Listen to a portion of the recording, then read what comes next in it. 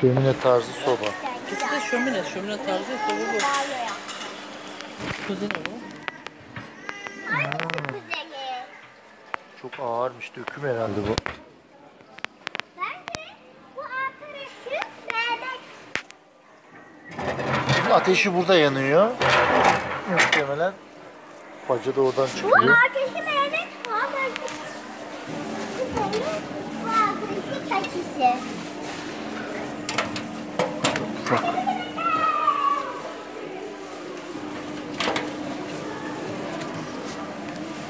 Bu da ufak.